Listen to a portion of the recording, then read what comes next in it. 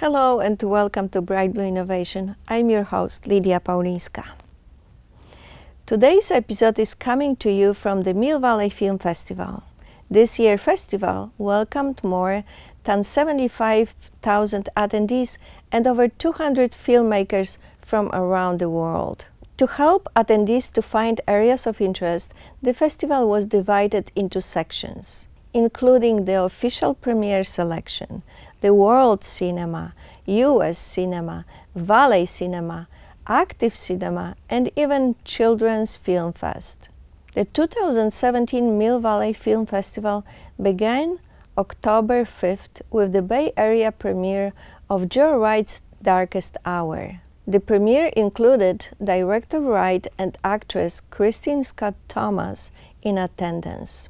Additionally, the festival had the world premiere of Wait for Your Love, Jason Weiss's portrait of Hollywood icon Rosemary, with the director Weiss and actor Peter Marshall in attendance.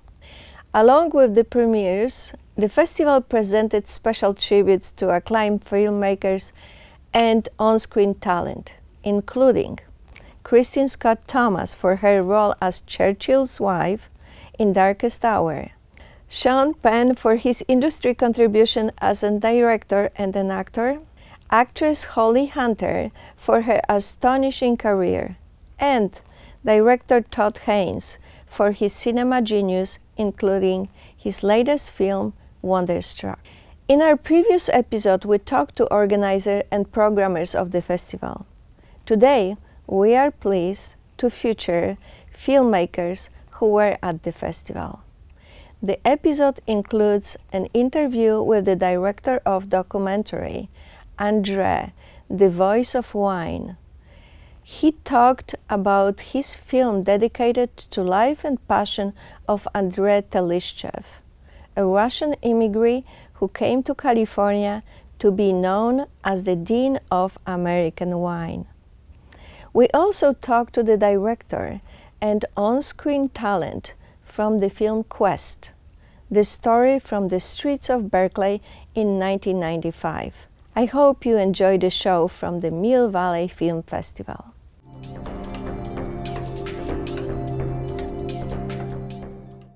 Yeah, Andre Tchelistcheff was my grand uncle, and I started making this film actually due to a friend of mine who said, I was a filmmaker before. I didn't just become a filmmaker for this film. I've done other projects and other films. But his story was such an amazing story, and I thought it had to be told. And it took me 10 years to make it. I started filming on March 9th, 2007, and I just finished prior to the premiere in Berlinale. We had our premiere, I believe it was on the 15th of February, and I finished on the 10th or the 11th of February, the film. So tell us a little about this story, because I know that it's really amazing story about your relative and also the iconic winemaker in this area.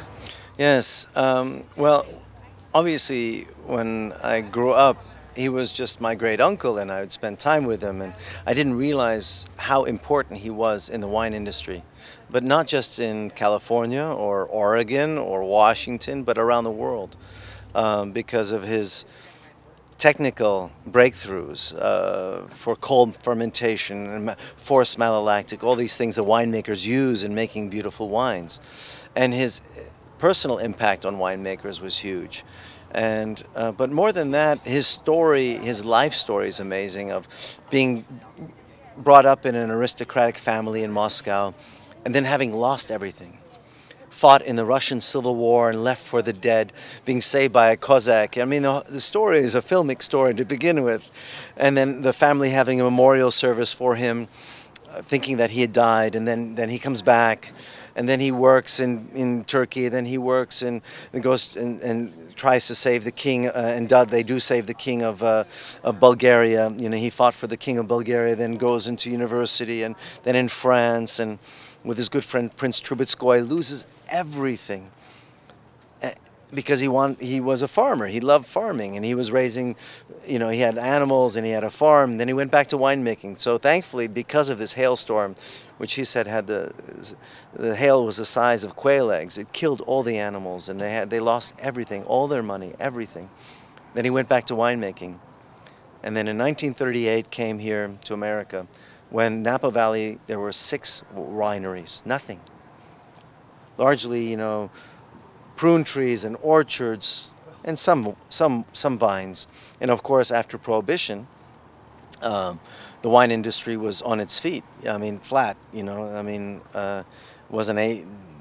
people were just trying to recover at this point. So, and that was the time when California wines or Napa wines, they were not well known yet internationally, correct?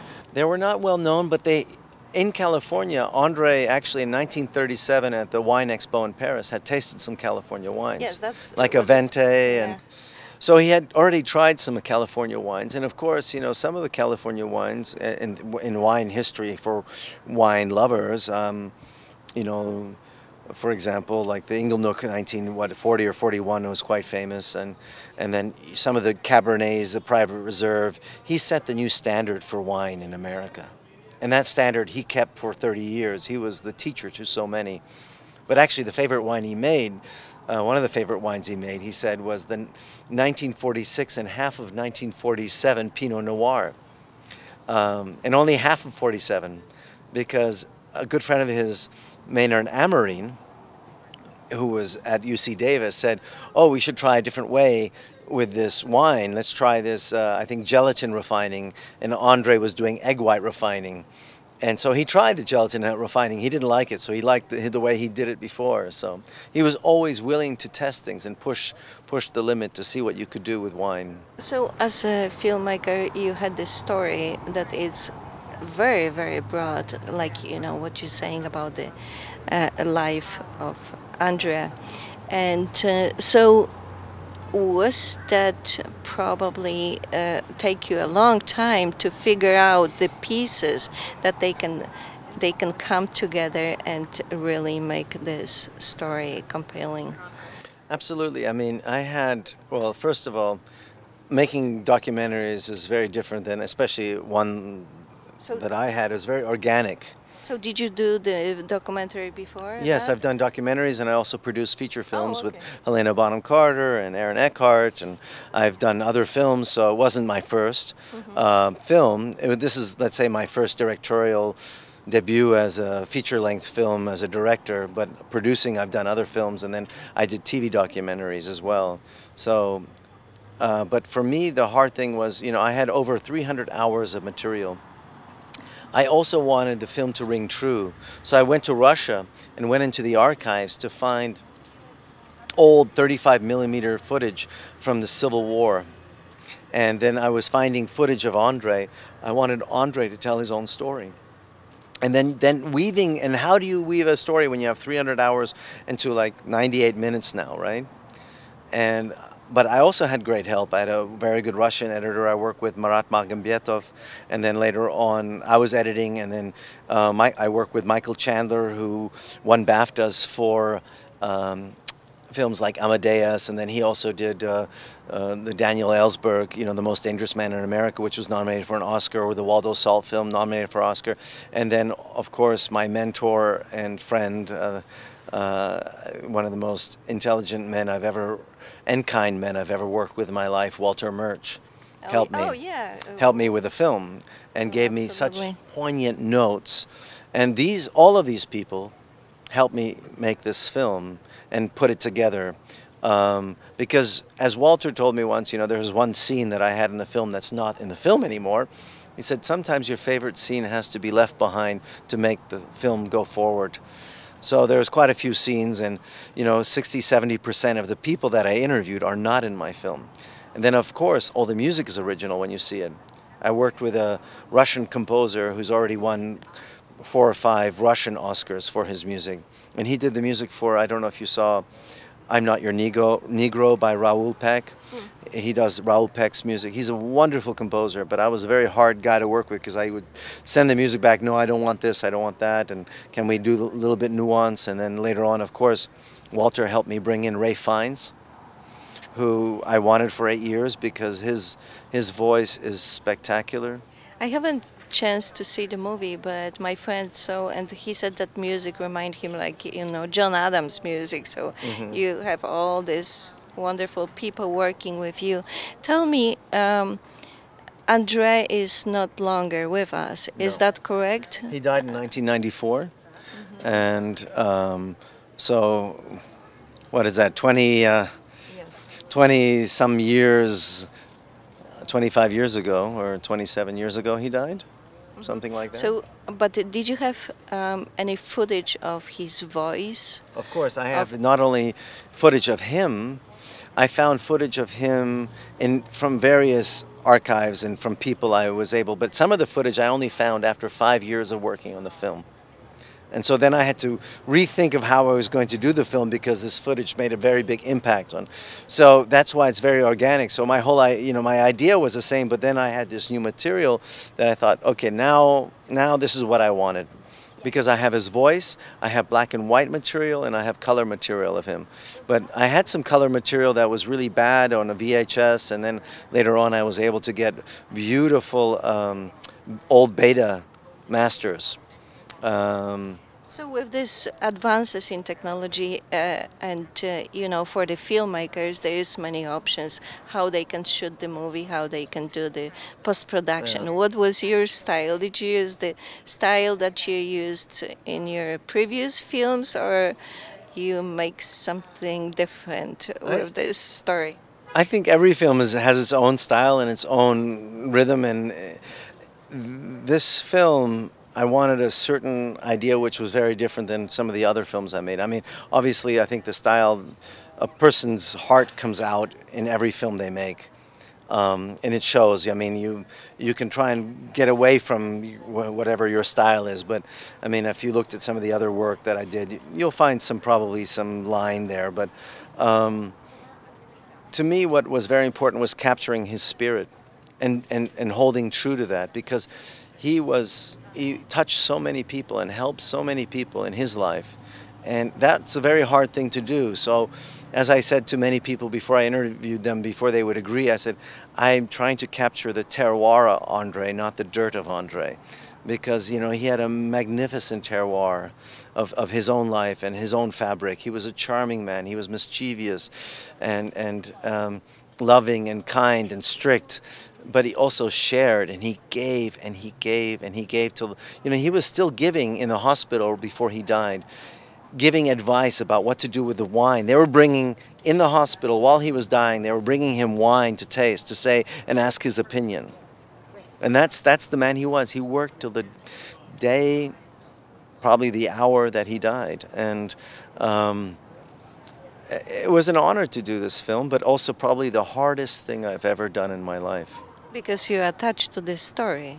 I'm attached to the story. It's a personal story, so it was very good to have other people come and look at, you know, and have eyes like Walter's eyes to say, okay, maybe you should do this or that, and you know, and the other editors, because even though any filmmaker, you get attached to what you shot too, and you think that's great, but maybe it doesn't help the film. So sometimes you have to leave on the cutting room floor your favorite little pieces to make the film better. And you know, of course, you know, probably like every filmmaker, I don't think I'm finished, but I am, you know, I have to keep going. And yes? So how was the reception from the members of the family that they remember Andre? Well, did they see it? Some of the members have seen it, and Andre's, I was very happy to share the film privately with Andre's son before he passed away this spring.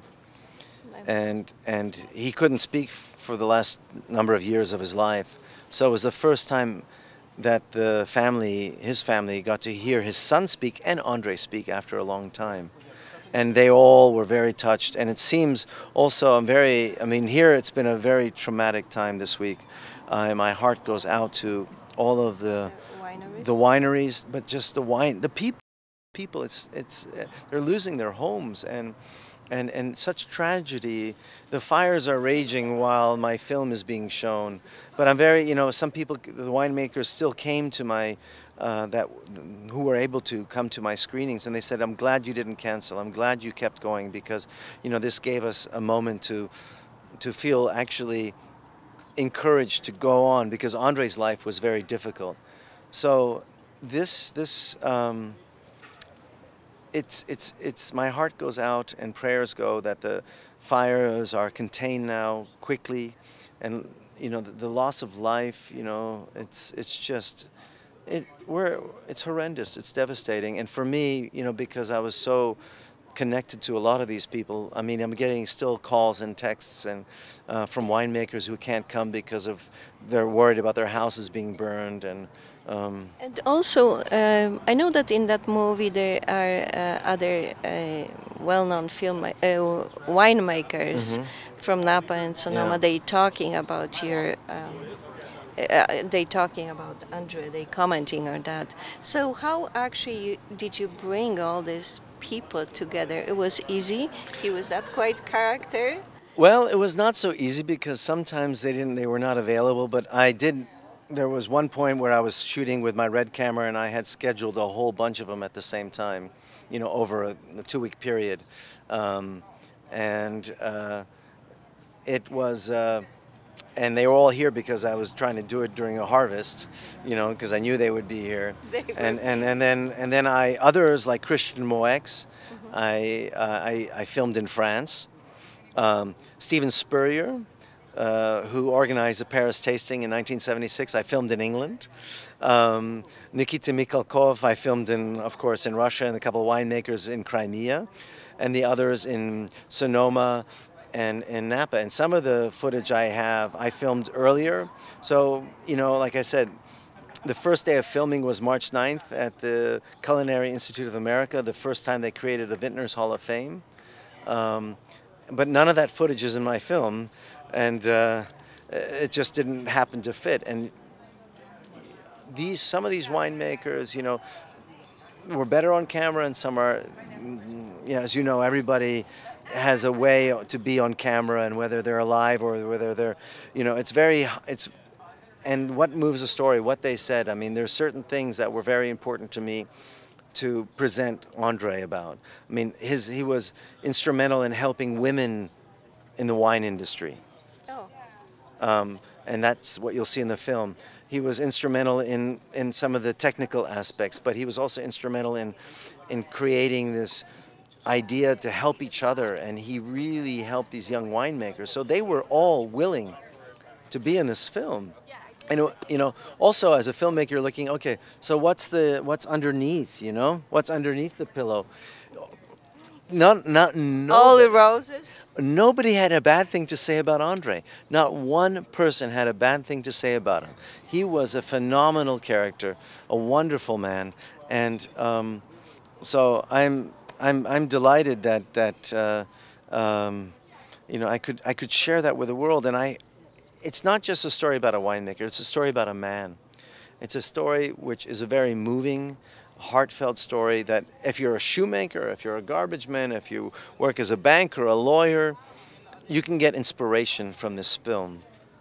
To be passionate about what you do, whatever it is. To persevere, to go after your dreams. Coming back to your career as a filmmaker, is that the first time at Mill Valley Film Festival? This is my first. I believe it's the first time. Some of my other films have been to many festivals, and I didn't make all of them. So I actually should check whether or not some of my other films were here. But it's the first time that I've been in the festival myself personally, because my film may have, but I may not have because of time and schedules. But it's lovely, and I think I'm very thankful. The festival also, I asked them that they would kindly donate a portion of the ticket sales to those in need now, to benefit those from these horrendous fires, and they agreed to do that. So now a portion of the ticket sales will go to help those who are suffering. That's very generous, just like Andre.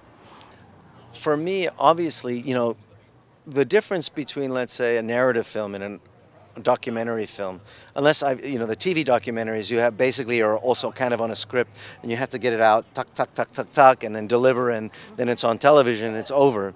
Whereas this one was a very personal journey, an amazing journey, and the thing is that it's organic. So I would interview one person, and through that person, they introduced me to somebody else, and in that interview, I didn't expect.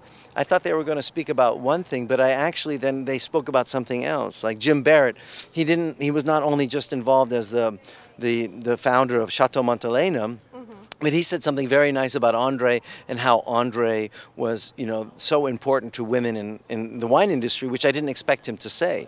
So now that's in the film. And then there's other aspects that 5 years, let's say, into making this film, 5 years after I started, I found material that changed my film.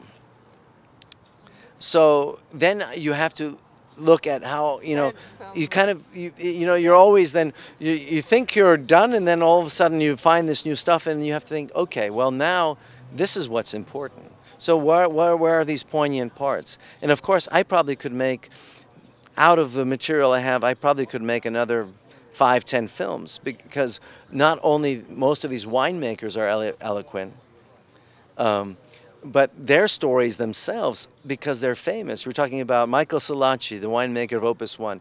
We're Greg LaFollette, one of the great Pinot winemakers. We're speaking about Christian Moex. Francis Ford Coppola is in my film. We have Ludovico Antonori. I mean, you know, the vintner who created with my great uncle Ornellaia and Massetto. You have some of the best winemakers in the world in my film, and each of them probably deserve a story of their own. And maybe we'll have, and the bonus tracks later on when, you know, DVDs go out or streaming, we'll have the bonus tracks of each of these other stories of the winemakers. But absolutely, the film changed over the period of the 10 years that I made it. And even my last filming was actually in 2016 in Italy, because I wanted some B-roll that I didn't have enough of, so I was then in Italy and I captured some additional B-roll just for that one little scene that I wanted in the film. And it was a hard journey. I mean, I gave everything. My poor family has suffered for this film. You know, I put all my own money into it to make it happen, and I hope that the way audiences have connected in Berlin, in Russia, in Poland, in Bulgaria, and now here, you know, people that I don't know, some of them not anything to do with the wine industry, come up to me and hug me. They're crying, saying, I cried, I love this film, it's so important, it inspired me, you know. And children, I had all ages come to me being inspired, and I hope that this is the reason why I made the film, because Andre's story is inspiring. It's a positive story, and give them something positive to. It's like give them a little terroir for their own minds to develop their own positiveness, to develop their own wisdom and their compassion, and to find their own way and to follow their dreams. Thank you very much. Thank you. Thank you very much indeed. Everybody. Hi, what do you want to do? So, first question for you. So what inspired you to revise this piece of period? Means the Berkeley, 1995. It's 20 years after that. What the correlation to today? Well, Tim Mollering was my teacher, and he took really good care of me. And Tim never broke a promise to me. And I promised him I'd make this movie. So I was unwilling to break that promise. But this is your story. This is my story that Tim and I originally wrote together. And it honors compassion, it honors humility. And right now in a world full of ego and status, humility isn't honored as much. And I believe that love is required right now, and Tim was full of that, and he deserves to be honored right now. And I believe the truth will rise, and I believe love is the truth. And I believe love is rising, and that's why I made this movie. And this is what you want as a message 20 years after that, revising the period. So how was working on this period piece? It was fantastic. Well, first of all, this guy was about 4 inches shorter, and you too. Go down a little bit, Greg. This is great right now. My knees are hurting. You guys are pushing me right? It was a labor of love. I think it was a labor of love for all of us. You know, Santi's script spoke to us. It was a beautiful piece of writing. And what I think he has made is a beautiful piece of art, and we were all there putting our heart and souls into it and realizing his vision for this. And that vision, like he said, started with the fact that someone did such a beautiful thing for him, and Santiago showed the strength of character and integrity to follow through with the promise that he made, even at his own personal cost and risk. And we all sensed that, and we showed up for it, and the result is up there on the screen. Yeah. Wonderful. What about you? What's your experience with the movie? It was fun. I really liked it, and I liked seeing the nice Lou Diamond and then the mean Lou Diamond. Oh, that's right. I'm the mean Lou Diamond in the movie. And then he's a sweetheart, right? Yeah. In the real life. And I also liked bonding with Greg. And thank you. I like bonding with you too, man. So that was your first movie? Yes, that was my first ever movie. And you think you will be doing another more? Yes, I've actually done a couple more for other students. Yeah. Nice. What about you? A big man? You know. Are you good character or bad character? Oh, he's a hero. He's a hero. He is the movie. I am just honored to be able to hopefully realize Santi's vision of this man who meant so much to so many people, and obviously to Santi. And it's a big risk to take, and I try to put my heart and soul into every frame, because this man was obviously so amazing to so many people and did bring the love to the world and the trust and keeping your word, which a lot of people don't do much these days. So I just hope that people enjoy it as much as I enjoyed playing this man. Thank you very much, and congratulations, and we're going to see the movie. Excellent. Thank you very much.